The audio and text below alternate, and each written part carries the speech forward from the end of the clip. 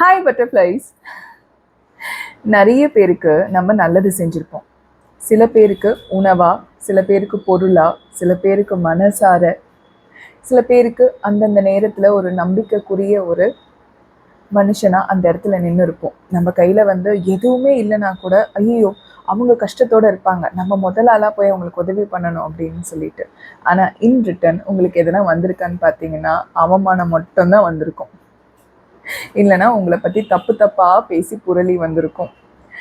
இல்லை உங்கள் மனசு ரொம்ப கஷ்டப்படுற மாதிரி யார் மேலேயும் நம்பிக்கைமே வைக்க முடியாத ஒரு சூழ்நிலை வந்திருக்கும். கரெக்டா? எதுவாக இருந்தாலும் உங்கள் மனசை நீங்கள் எப்போவுமே குழந்த மாதிரியே வச்சுக்கோங்க. நம்ம மனசு குழந்த மாதிரி நிறைய நேரத்தில் இருந்தால் வச்சுக்கோங்களேன், ஊர் இல்லை மக்கள் என்ன நினச்சாலும், என்ன நம்மளுக்கு தீங்கு நினச்சாலும் இல்லை செஞ்சாலும், சில நேரத்தில் இந்த பிரபஞ்சம் உங்கள் கூட ரொம்ப பெருசாக கை கோத்து நிற்கும்.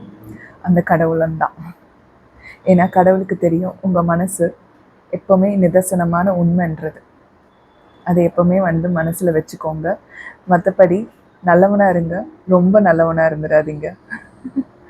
உங்களுக்கு நீங்கள் நல்லவங்களாக இருந்து உங்களால் முடிஞ்சதை இயன்றதை செய்யுங்க. ஓடி போயெல்லாம் எப்போவுமே பண்ணிகிட்டு இருக்காதீங்க. போதும், இப்போல்லாம் உங்களை நீங்கள் டேக் கேர் பண்ணிக்கிற நேரம் வந்துடுச்சு. நன்றி, வணக்கம். திருத்தணி முருகனே துணை.